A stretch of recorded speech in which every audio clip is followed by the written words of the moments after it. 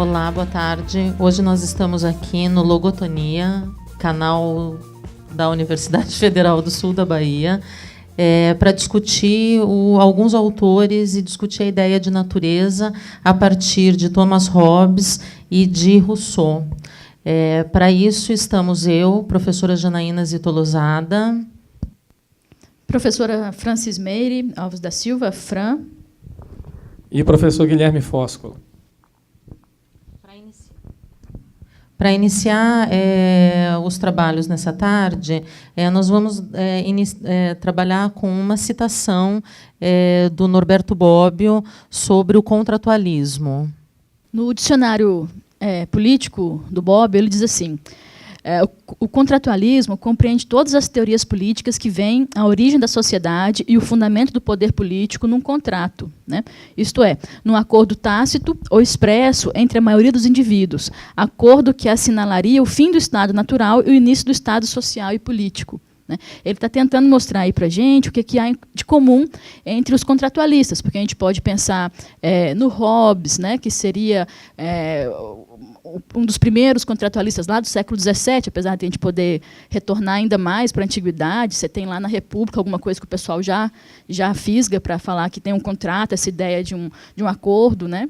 Mas ele vai dizer, então, o Bobbio, que tem pelo menos 3 pontos em comum, né? A liberdade, o estado de natureza, e aí cada um desses pensadores, desses filósofos, o Hobbes, o Locke, o Rousseau, né, até Kant depois, vão entender a liberdade do estado de natureza de uma forma diferente. Os três autores clássicos do contratualismo, né, Hobbes, Locke e Rousseau, eles vão ter em comum, segundo o Bobbio, segundo o pessoal que entende e estuda o contratualismo, a ideia da liberdade de estado, né, a ideia da liberdade de natureza, a ideia de liberdade, o estado de natureza anterior ao contrato, ou seja, como os homens se relacionam, como eles se sentem antes de um acordo tácito, ou mesmo um acordo existente, físico, né, enfim, uma ideia de Estado, qualquer coisa do tipo, e eles têm uma concepção, uma impressão diferente de como é que é esse estado de natureza. Depois a ideia do acordo, como que isso é estabelecido, e o que vem depois, né? O que seria essa sociedade pós-acordo. Eu dizia também que todos eles têm aí no século XVII, XVIII e posterior, a ideia da razão, né? A ideia de que a razão, ou seja, o homem ele pode estabelecer suas regras próprias a partir da lógica, né? E não necessariamente a partir de um estado metafísico, alguma coisa inexistente, material, que é o que vai incomodar muito Hobbes, por exemplo. E aí eu trouxe uma citaçãozinha do Hobbes que diz assim, né? Que tem a ver com essa ideia do estado anterior ao contrato, né, o estado de natureza dos homens anterior ao contrato. Não haverá como negar que o estado natural dos homens, antes de ingressarem na vida social, né, não passava de uma guerra. E depois ele vai completar, a frase famosa dele, uma guerra de todos contra todos, né, o que seria impossível da gente pensar em qualquer nível de sociabilidade diante de uma guerra de todos contra todos. Então, a ideia de contrato para ele vai ser para tentar limitar essa guerra de todos contra todos, que, na verdade, teria uma concepção de medo, né? Se você tem um estado natural de guerra de todos contra todos, as pessoas vivem em estado de medo. É por isso que o Leviatã seria alguma coisa que viria controlar esse estado de medo, né? Ou colocar uma ordem nisso, trazer uma sociabilidade possível, né? E depois a gente tem um outro autor, né, que já não é mais do século XVII, o Hobbes, essa ideia da coisa da revolução científica, a ideia da ciência, da razão, né? Tem um outro autor, que seria o Rousseau, né, já no século XVIII. O Rousseau é importante pensar que ele vai também nessa leitura do contrato, pensar o contrato como um espaço de minimização dos danos que o cidadão sofre nessa sociedade da civilização, né? Então tem uma citação dele que eu acho importante lembrar, que diz assim: um autor célebre, calculando os bens e os males da vida humana e comparando as duas somas, achou que a última ultrapassa em muito a primeira, e que, afinal das contas, a vida era para o homem um péssimo presente. Não me surpreende esta conclusão, diz ele. O autor tirou todas as suas conclusões da constituição do homem civil. Se tivesse se informado sobre o homem natural, pode-se imaginar que encontraria resultados muito diversos. Perceberia que o homem só tem aqueles males que a si mesmo se infligiu e que a natureza está justificada. Não foi sem esforço que conseguimos tornar-nos tão infelizes.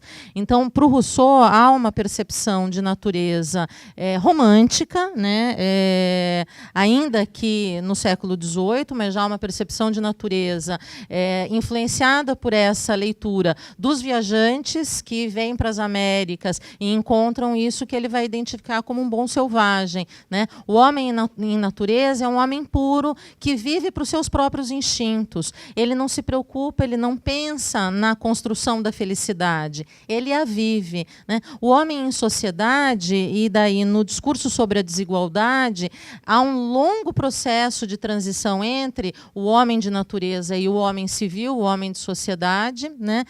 Dessa sociedade que ele, no século XVIII, encontra como uma sociedade decadente, né, como uma sociedade onde o nível de desigualdade entre pobres e ricos, entre servos e a elite nobre é tão imensa que só pode causar infelicidade aos homens, né? Então, essa é a premissa básica da qual vai partir o Rousseau.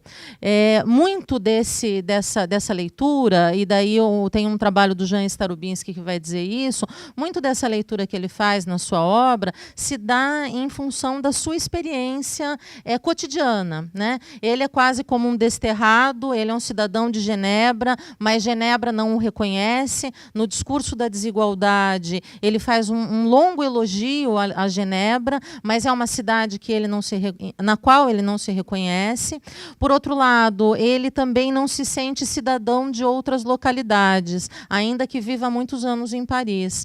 E em Paris ele vai perceber o empobrecimento absurdo dessa sociedade do século XVIII.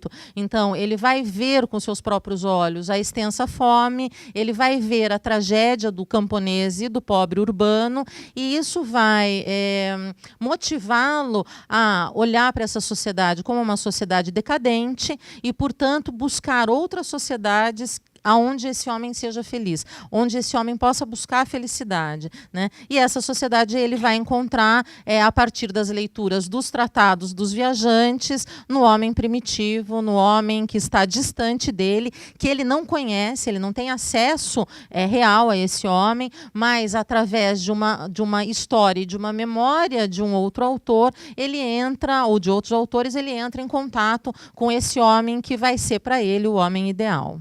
O Hobbes e o Rousseau parecem dois personagens profundamente enraizados, né, nos horizontes históricos dos quais eles emergem, né? E uma leitura, talvez, que eu queria propor, que poderia ligar esses dois autores mais na linha de uma filosofia da história, é a leitura de um Koselleck, naquela obra Crítica e Crise. E ele abre com Hobbes, né, dizendo que, parece que há de fato, por causa das guerras civis religiosas, uma demanda estrutural, econômica, política, etc., enfim, pelo absolutismo de Estado, que o Hobbes, portanto, vai passar a defender como solução para esse suposto estado de natureza, na medida em que os homens, naquele horizonte histórico, não conseguem se resolver, né? Bom, rapidamente, só para dar uma passada no que foi esse horizonte das guerras civis religiosas, você tem uma série de cultos protestantes na Inglaterra, cada um reivindicando para si o estatuto de intérprete da palavra divina, e uma vez que você tem várias pessoas disputando, reivindicando esse estatuto, e não há alguém para mediar esse conflito, o conflito ele acaba se tornando um conflito armado. Uma coisa, inclusive, que o Christopher, se eu não me engano, Hill, ele trabalha muito bem naquele livro dele, O Mundo de Ponta Cabeça, né? A solução do Estado absolutista, então, para Koselleck, me parece ser, na leitura de filosofia da história do Koselleck, uma solução que vai tornar possível e até mesmo uma espécie de protoforma ali, etc., a Revolução Francesa, que vai ocorrer muito depois. E isso para Koselleck porque o absolutismo de Estado, numa leitura, eu acho, bem hobbesiana desse horizonte histórico pelo Koselleck, ele torna o governante, né, o monarca absoluto, duplamente inocente, e ele torna o súdito duplamente culpado. E o registro da discussão aí para Koselleck é o da liberdade. Ele vai dizer, o monarca ele é duplamente inocente porque alguém precisa botar ordem na casa. por acaso, convém ser um monarca. E, em segundo lugar, então, por necessidade, ele se torna um monarca absoluto. E, no segundo lugar, porque é ele que diz as leis, é ele que dita as leis. Então, ele não pode ser culpado das leis que ele próprio elabora e comanda.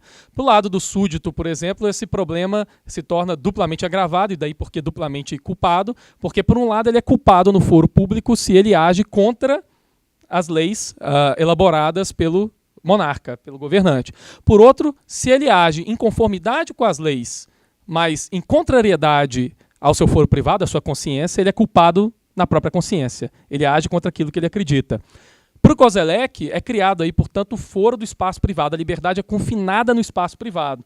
Esse espaço privado para Koselleck é que vai explodir na Revolução Francesa em 1789. Aí eu queria puxar o Rousseau, porque me parece que é um pensador que dá vazão para essa interpretação da vontade geral, ou da coisa de que há uma demanda intestina que já aparece lá no Absolutismo de Estado, de que os cidadãos, eles próprios, participem, né, das leis, ou da criação das leis, etc. Né? Inclusive, o Rousseau vai colocar as leis como as leis e os magistrados como um dos elementos da construção da desigualdade social, né? Porque ela vai diferenciar aquele que produz e o que ele produz enquanto concepção do certo e do errado, né?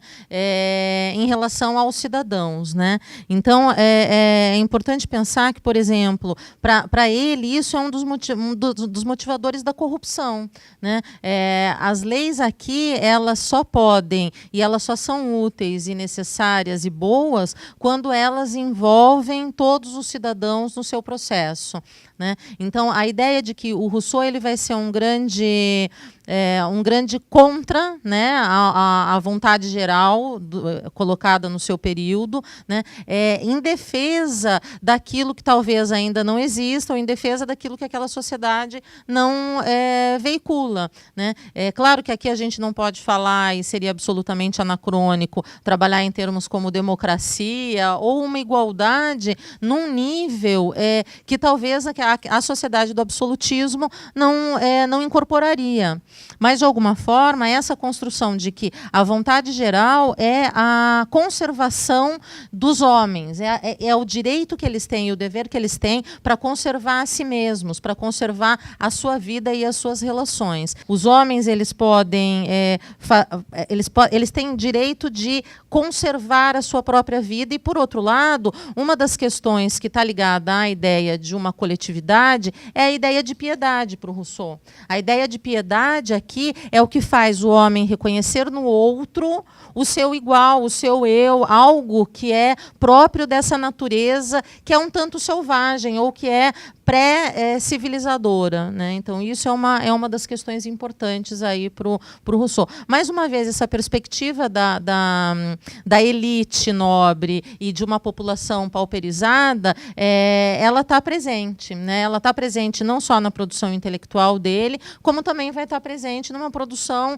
musical, né? Nas composições que ele vai fazer. Ele é autor de uma ópera, e nessa ópera que vai depois influenciar a construção das Bodas de Fígaro do Mozart, ele vai colocar um casal de camponeses que é, de alguma forma, assediado por seus patrões, né, entre aspas, aqui a ideia dos patrões, né, mas por seus patrões nobres, e corrompendo esses camponeses. Então, mais uma vez, essa ideia de que existe uma natureza e o amor constitui essa natureza pura no homem, que é esse homem bom, o homem pré-civilizado, e a sociedade, essa organização social, acaba destruindo essa construção. Não tem no Rousseau também uma ideia de associação, assim, dos sujeitos, os sujeitos sociais, eles não, diferente do Hobbes, por exemplo, né, que você tem uma ideia de Estado que tem que controlar os demais setores, como, por exemplo, a produção de ciência, ou mesmo a igreja, a religião. Lembrando que o Hobbes, em outro contexto, né, tentando legitimar o poder do monarca, ele vai dizer que a religião já ocupa um espaço demais, né? Inclusive, o monarca tem que ser um ente que vai controlar, inclusive, isso, porque isso levaria a uma experiência ruim para a sociedade, né? Uma experiência de corrupção, lembrando todo aquele período de decadência desse mundo obscurantismo da Idade Média, né? Mas eu sempre penso no Rousseau, posso estar enganada, como essa ideia de sujeitos sociais, né? De indivíduos livres que se associam, né?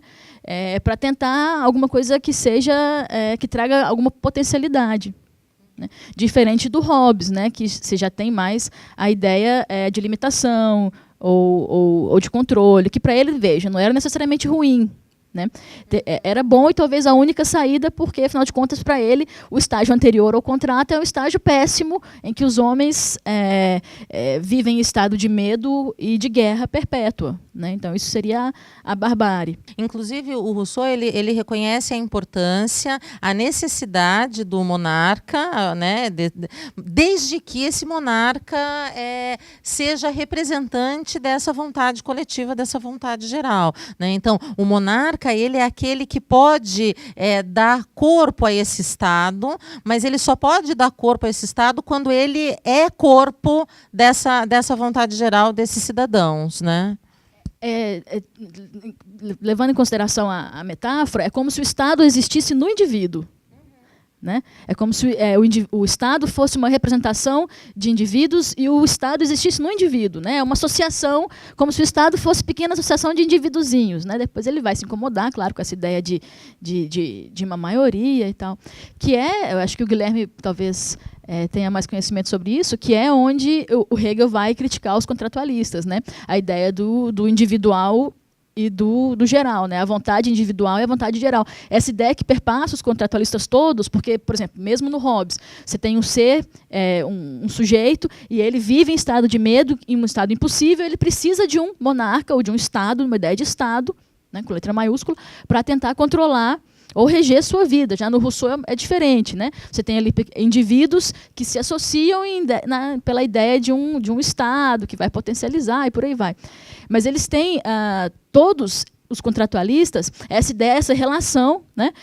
Como se o indivíduo ele pudesse determinar alguma coisa que fosse geral.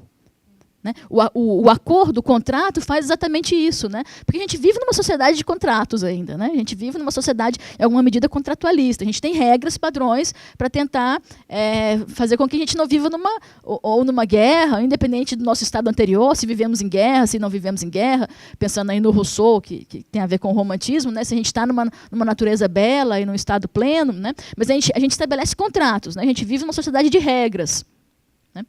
Então, o Hegel vai ficar extremamente incomodado com isso, né? Vai ficar incomodado porque ele vai dizer, em qualquer situação pós-contrato, em que você tem uma ideia de coletivo ou de Estado, tanto faz, né, para um ou para outro, mesmo a ideia de coletivo é demais para o Rousseau, né? Mas essa ideia de associação, né, você sempre vai ter ali, Hegel vai dizer, a ideia do indivíduo, né? O interesse vai sempre sobressair. Então, as nossas regras, os nossos contratos, ele é um contrato que não vai conseguir abolir o que são as paixões, o que são os anseios, o que são os medos, lá tomando Hobbes, individuais. Né? Isso vai estar na forma geral. Né? E o Hegel fica incomodado com isso. Veja que é um problema aí também, que eu só vou levantar, mas é o problema que se costuma associar diretamente à vontade geral russoniana com o fascismo, né? Ou seja, o que separa especificamente uma coisa da outra, né? E na medida que movimentou principalmente o terror, etc., revolucionário, né? É óbvio que eu entendo que há uma série de defensores, né, de determinada maneira do russonianismo nesse sentido, dizendo que a vontade geral ela nunca poderia ser exatamente essa vontade que despreza minorias, na medida que ela deveria contemplar também, né, as minorias, né? Uma construção no texto do Rousseau que ele é muito piedoso mesmo nesse sentido, né? Ele vai trazer essa ideia de que a vontade geral, ela não é a soma das vontades individuais, ela está acima das vontades individuais e que o indivíduo, o homem, pela sua natureza piedosa, ele abre mão das suas vontades individuais e dos seus interesses em prol do interesse coletivo, em prol do interesse comum, não é coletivo que ele usa o termo comum. Tanto que ele vai ter uma crítica bastante contundente à questão da igreja. Né? Porque, olha, se a salvação, e ele tem uma fala que eu acho muito interessante nisso, se a salvação só passa pela igreja, esse homem que acredita nisso não pode estar no Estado. Porque a igreja, a não ser que esse Estado seja um Estado pontífico e que o líder absoluto seja o Papa. Né? Quer dizer, essa ideia de que um homem teria salvação em uma só igreja não está adequada àquilo que ele está entendendo como vontade geral. Porque a vontade geral ela não pressupõe este ou aquele partido, ou esse ou aquele interesse específico. Porque o bem comum é a ideia da conservação da comunidade, né? E aí é muito romântica essa ideia, né? É muito piedosa essa ideia e é muito particular mesmo nesse período é uma ideia que se desenvolve de forma muito particular, né? Que tem essas influências todas que tem a ver não só com essa questão das viagens e tal, mas com os autores que ele estava lendo naquele momento, né? Então esse estado, por exemplo, de uma vontade individual se tornar a vontade absoluta e assassinar as outras vontades, ele não prevê no seu contrato. Não é esse o contrato que ele quer ver firmado. Né? Agora, vocês não acham que o Rousseau é um cara meio zoeiro, não? Eu acho porque, assim, a origem desse texto dele, que é a origem da desigualdade, parece, sim, vocês me corrigem se estiver errado, que eu não lembro direito, né, das coisas. Mas parece que é um texto em que, entre aspas, ele elabora para participar de uma competição levantada pela Academia de Ciência a respeito da origem, justamente, da desigualdade. Né? E pela época dele, por mais que fosse uma época que estava dando ensejo ao início do romantismo e etc., né, é uma coisa bastante contra-intuitiva que alguém vá defender justamente, né, essa coisa do bom selvagem ou do estado de natureza como um estado de harmonia, do qual abandonamos e etc., e ao qual, russonianamente mesmo, é impossível retornar, mas é possível se aproximar, né, de determinada maneira. Mas eu pergunto isso porque me lembra, ao mesmo tempo, a postura que tem o Feyerabend quando ele vai escrever A Sociedade contra a Ciência, e ele descreve isso, mas é óbvio que o Rousseau não vai descrever isso no texto dele. Ele descreve que quando ele é convidado para falar sobre ciência, etc., num determinado evento, o que ele pensa é, bom, qual que é o tema que eu posso colocar que vai fazer a galera pirar mais? Vai ser bastante polêmico. E aí ele vai lá e pensa, bom, vou dizer que a ciência é uma religião. E aí, de fato, ele pensa primeiro na polêmica e depois ele pensa em construir o argumento, etc., etc. E aí vocês não acham que, de determinada maneira, parece ser uma coisa dessa ordem, esse texto do Rousseau sobre o discurso da desigualdade? E eu diria que ele causa uma espécie de rebuliço, talvez parecido com o do Feyerabend, ainda que respeitados as devidas instâncias históricas, etc., por causa daquela famosa carta de Voltaire a Rousseau, que ele fala, né, que sente-se ganas de andar com 4 patas quando se lê vossa obra. Que eu acho que que representa de determinada maneira essa oposição àquilo que o Rousseau representa naquele horizonte histórico. E que brevemente não vai se tornar mais uma oposição, porque vai se tornar norma no romantismo, né? Assim, mas que naquele momento parece ser bem inicial, assim, né?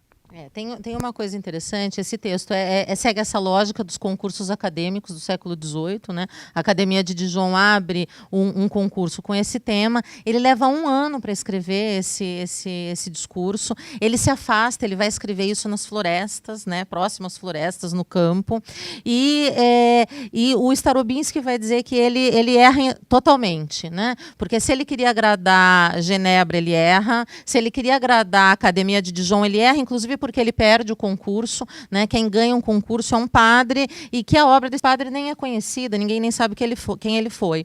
Mas é uma obra que cai no gosto do público rapidamente. Então, rapidamente, ela se torna uma obra que vai circular nas bibliotecas, que vai ser lida e comentada entre as pessoas. Né? Então, a princípio, eu acho que ele é um pouco, talvez seria um pouco forçação de barra, mas eu penso na ideia do iconoclasta. Né? Quer dizer, é olhar mostrar como essa sociedade não o absorveu e destruir as construções sobre as quais essa sociedade vai se fundamentar, né? Então, eu acho que tem a ver um pouco com essa questão de colocar o dedo na ferida e mostrar para aquelas pessoas que aquilo não faz o menor sentido, né? Quer dizer, numa academia francesa, falar contra o absolutismo e fazer um elogio a um homem no meio da floresta, né? Aos Caraíbas, quando ninguém fazia, né? Quando isso ainda não era uma moda estabelecida, parece mostrar isso, falar assim, olha, essa sociedade tão bem posta, tão cheia de louros e tal, ela não é nada, ela é um horror perto daquilo que se vive lá nas matas e nas florestas, né? Então, me parece que nesse sentido, sim, é uma crítica tão contundente que mostra o ridículo que a sociedade se coloca, né? Eu vou deixar vocês conversando aí sobre o Rousseau, mas eu vou puxar de novo para o Hobbes. Tá? Quando a Janaína falou do Rousseau escrevendo na floresta, essa coisa romântica toda, né? O Hobbes também, ele escrevia assim um pouco numa situação fora da academia, mas não que ele gostasse dessa coisa romântica, eu vou escrever à beira do rio e assistindo ao beira-mar, sei lá o quê, vendo a natureza, e a minha inspiração vai vir daí, né? Ele sempre quis fazer parte da Royal Society of Science, né? Mas ele não entrou.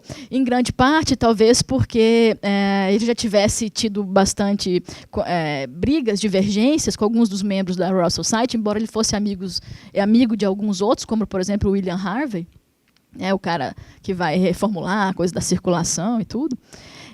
Ou talvez porque ele fosse, e aí retomando a fala do Guilherme, talvez ele fosse um ortodoxo religioso, né? Isso é interessante porque a questão toda, a visão toda do Hobbes, né, é tentar retirar o que era uma rejeição do poder que a igreja tinha, né? Então vamos colocar isso, o poder da igreja submisso ao Estado.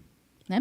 E ele cria depois um próprio Estado, que é um Estado que, se você fosse jogar a própria teoria do Hobbes contra ele mesmo, o próprio Estado ele é um Estado imaterial, metafísico, a ideia de Leviatã, né? O monstro, literalmente, que ele cria. Né? Porque o Hobbes, né, apesar dele criticar o método científico, a experimentação, né, e aí entrando já na questão dele com Boyle, né, ele é um cara que vai ser famoso pela crítica que ele faz ao processo experimental, ao método experimental, mas ele não abandona isso por completo. Primeiro porque ele quer refutar o poder que a igreja tem, né, e ele quer ocupar esse papel de ciência. Né, ele era também um filósofo natural, ele não tem só uma filosofia política, ele tem uma filosofia da natureza que a gente basicamente esconde porque ele entrou em atrito com a Royal Society, em especial com Robert Boyle, né, que tem a teoria ou a ideia do vácuo, a máquina, que foi aquilo que a ciência corroborou como verdadeiro, como método aceitável e tudo mais. Então, Thomas Hobbes, por um lado, é um monista, né, ele é um materialista, mas ele não só refuta o método experimental, pura e simplesmente, isso tem tudo a ver com a discussão própria do século XVII, mas ele tem alguma coisa própria desse pensamento do século XVII, tipo o pensamento racionalista, que vai dar origem à ciência moderna, e por aí vai, a própria experimentação. Ele tem, por exemplo, um pensamento todo geométrico. Né? O pensamento do Hobbes é um pensamento geométrico. Você tem ali homens que vivem um estado, e depois um estado que vai ter que reger isso tudo. Né? É um pensamento extremamente geométrico. Inclusive, a ideia de experimentação que ele refuta em Boyle, né, ele está refutando a causa, né, que é alguma coisa que Newton depois vai dizer, não, a gente vai abolir a ideia de ter que explicar as causas, a gente precisa nos preocupar com a prática. Né? Isso vai ser a espinha dorsal do método experimental, ou seja, do nascimento da ciência moderna. Né? Isso, se a gente fizer uma leitura galileana de que a ciência moderna é basicamente experimentação, a gente sabe que não é, né? Mas nesse momento ela ocupa um papel, um lugar importante de destaque. Né? Então, o Hobbes ele está muito próximo desse debate todo entre igreja e Estado, né? e ciência, e ele coloca o Estado numa posição de supremacia. Assim, né? O Estado, para Hobbes, é o Deus na Terra, né? Mas esse é exatamente o problema, porque ele tá fazendo essa construção de um Estado que é Deus na Terra para tentar retirar o poder, a corrupção, alguma coisa assim, que era o Estado que era aquilo que a igreja ocupava, o lugar que a igreja ocupava. Né? Ele é um religioso ortodoxo, mas ele quer que a igreja tenha um lugar que é abaixo do Estado. Né? E ele cria um Estado que é um Estado que não é material como ele gostaria, ou um Estado aceitável dentro de um processo de criação de ciência, né? de algo que tem que ser material, dentro de uma lógica. Ele cria um Estado que é um Estado isso. Parece que é um ser à parte, enfim. Você não acha que tem uma coisa ali, mais ou menos como tem em Maquiavel, que uma preocupação com a guerra civil? Ou seja, o pior cenário possível é o cenário de guerra civil. E diante desse cenário se justifica um absolutismo de Estado, por exemplo. Que é óbvio, quando Hobbes escreve, o absolutismo já está funcionando, né? Ele não está criando essa ideia nem nada. E por outro lado, muita gente se esquece do cidadão do Hobbes, que é o ponto onde ele de fato defende a capacidade ou postula que o cidadão pode se rebelar contra o monarca absoluto no caso dele não cumprir com o contrato, etc, etc. Né? Então tem esse aspecto também de que não é que o monarca pode fazer tudo aquilo que ele quer, etc, que eu acho que dialoga bastante até com o Maquiavel também, né?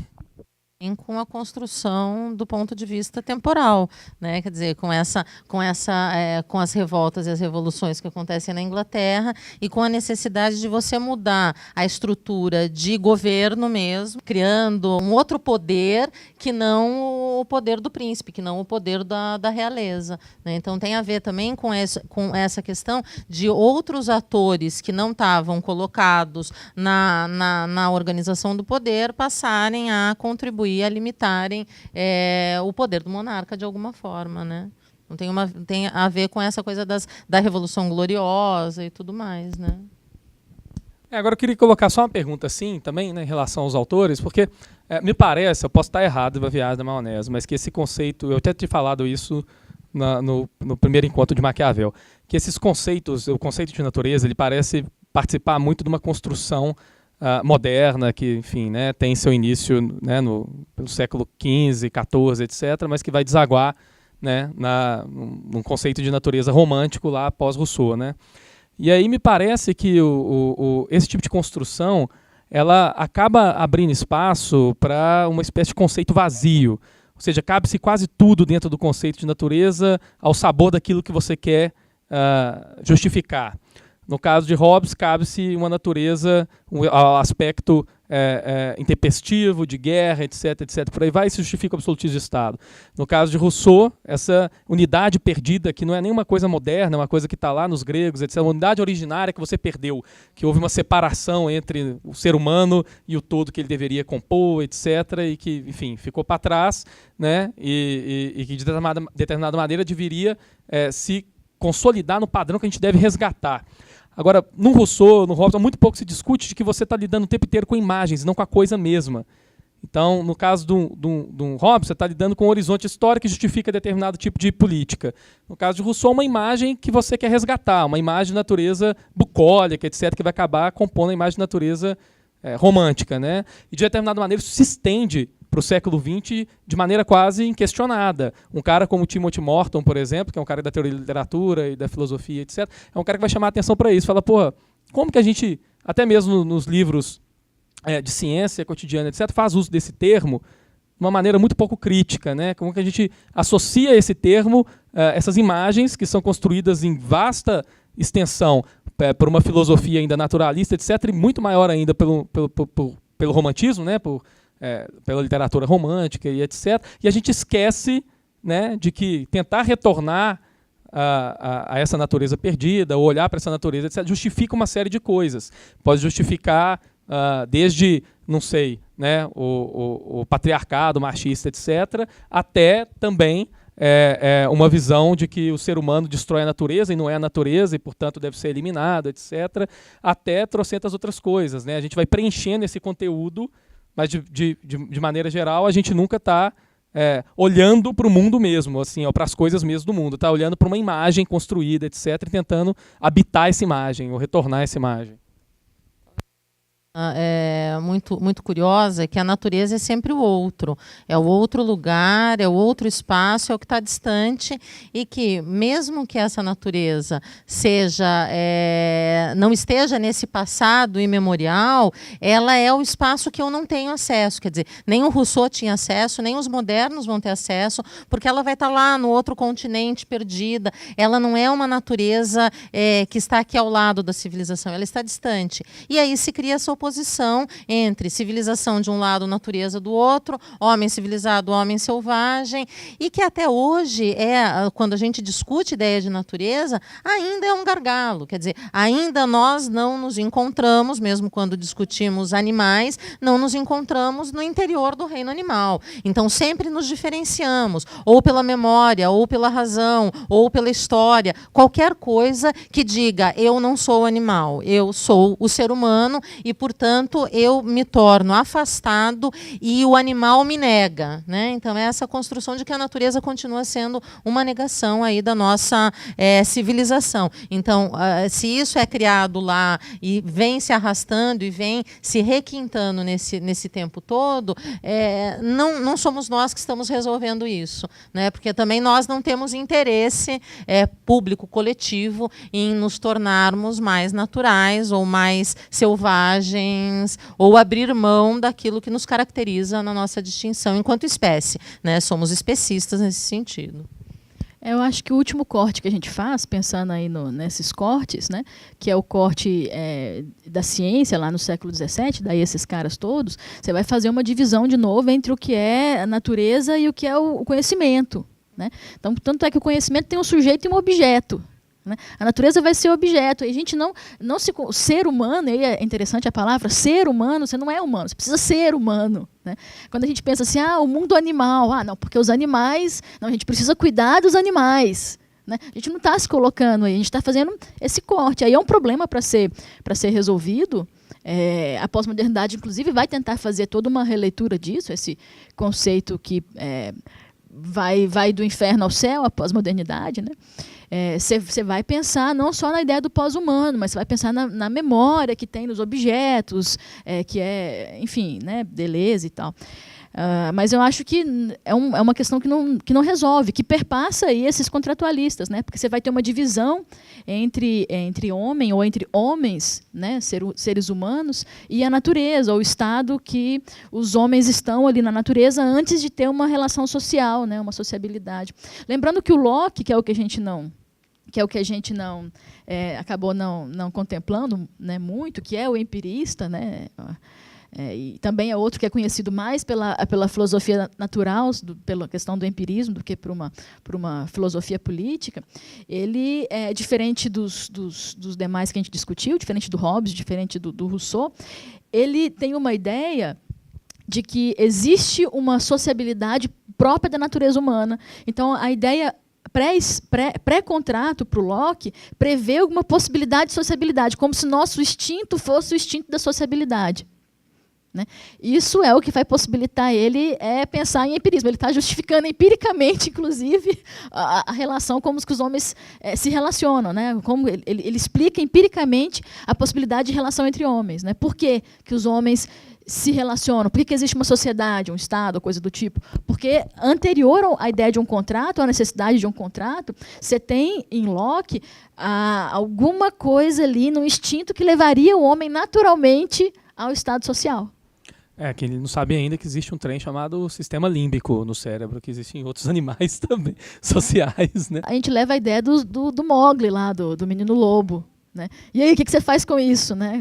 É completamente inesperado. O que você... Essa situação, né? Não é um humano. E ele tem um instinto para a sociabilidade, mas não sei. A gente vive o corte ainda, né? A gente não tem essas soluções para isso. A gente vive o corte sujeito-objeto, natureza-homem, né?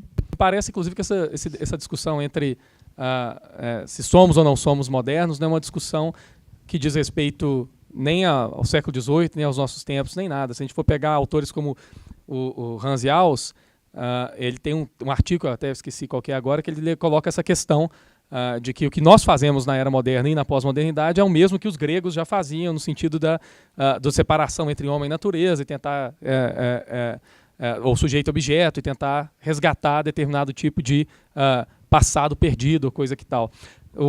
E o que parece que acontece também na obra do Sloterdijk, da Natureza por Fazer, que ele vai dizer, olha, esse negócio de modernidade e pós-modernidade é balela, porque parece que a gente está no mesmo ciclo, né, de tentativa de resolver um problema que foi posto há 3.000 anos atrás, 2.000 e tantos anos atrás.